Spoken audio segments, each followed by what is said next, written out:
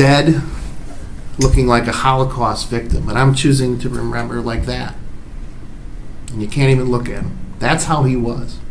She looked like an ordinary mom, a law clerk, raising a big family in Michigan. But inside her house, one of the most disturbing child abuse cases in the state's history was unfolding. Her name, Shanda Vander Ark, and when the truth came out, it shocked everyone who thought they knew her.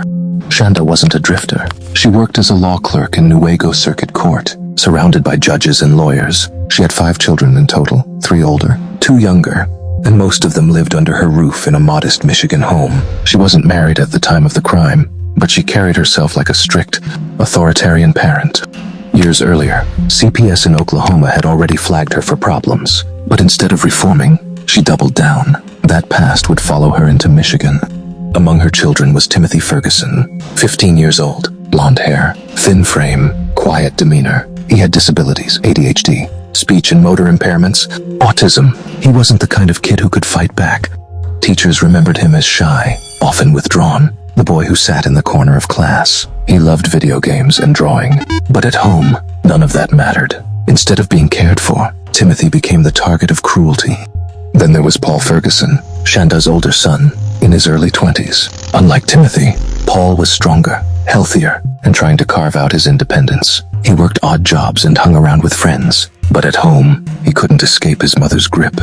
Prosecutors later said Shanda pulled Paul into her twisted punishments, making him the enforcer. And Paul admitted it. He restrained Timothy.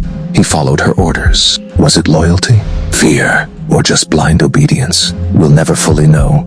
Inside the Vander Ark home, life turned into torture. Timothy was forced into ice baths until his body shook uncontrollably. He was given almost nothing to eat, sometimes just bread soaked in hot sauce. He weighed only 69 pounds when police found him, and if he resisted, Shanda used handcuffs. Paul, under her orders, sometimes held his little brother down. The other siblings, Millie and Nolan, watched helplessly from the shadows. They knew something was horribly wrong, but they were powerless to stop it. So how did this all come out? It wasn't a random discovery. In July 2022, someone tipped police about a possible death in the home. When officers arrived, what they saw stopped them cold. Oh my gosh. You want to go check on the other kids? Yeah, you can do that, for sure. I know my 20-year-old's got my 7-year-old, but still. Nope, it's... Oh. Okay, up here. Yeah. I'm sorry, Splutter Joe. I'm really sorry. Timothy was lying in an ice bath, his frail body skeletal, his lips pale. The house was filthy, not a home, but a crime scene. Shanda's story didn't add up, and she was taken into custody on the spot. Alright, thank you, sir. Appreciate it. Alright, you're going to be charged with child abuse right now. I believe it's the 1st or 2nd degree. So, it is a felony.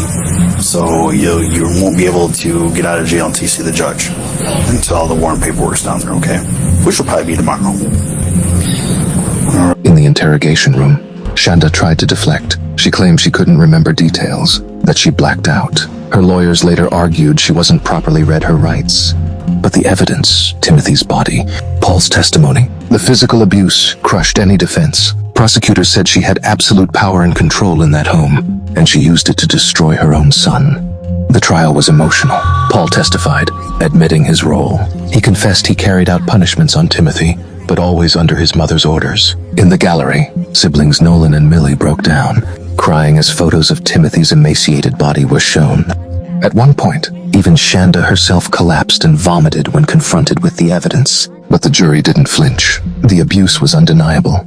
The jury found Shanda guilty of first-degree murder and child abuse. Her sentence, life without parole, plus another 100 years. Paul also faced justice. He pleaded guilty to first-degree child abuse and received a sentence of 30 to 100 years.